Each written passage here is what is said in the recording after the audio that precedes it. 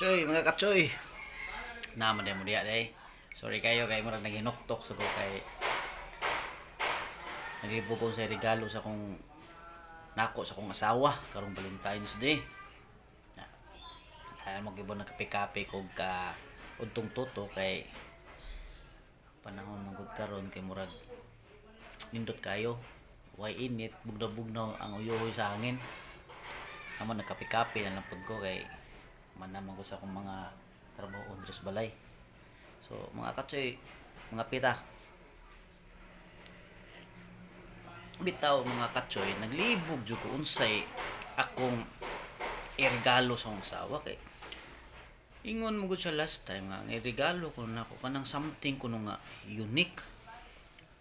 Noon na ako chocolate. Di man unique kay common man ang chocolate, di ba? Pati man chocolate kay kausahon ra kaon. Kung buwak ko na akong paliton, di po siya unique. Niya, mahal king bugkos sa mga buwak niya. Ang presyo, mga libo-libo na, murag sakit magkasawak. Na ako'y nunaan, what if tagaan ako siya bugas, no? Kana bugas. Unique yun ang bugas niya. Tangan ako kuan ng ribbon nga puwa. Unya naa siya ka na gamay nga love letter nga nag-ingon nga to my beautiful wife. Char. I love you. This is all I've got. Love lots. Diba? Sweet pa siya. Sweet ka na. Basis pa. Unique po na. Unique kay bugas.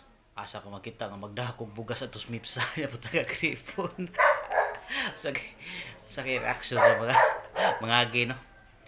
Pero, nindot sa mga bugas.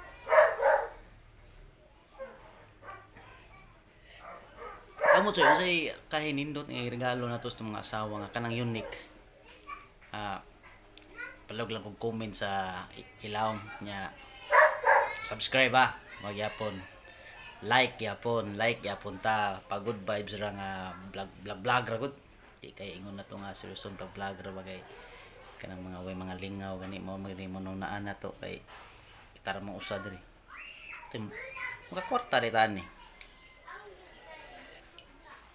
Kurot naman akong kape.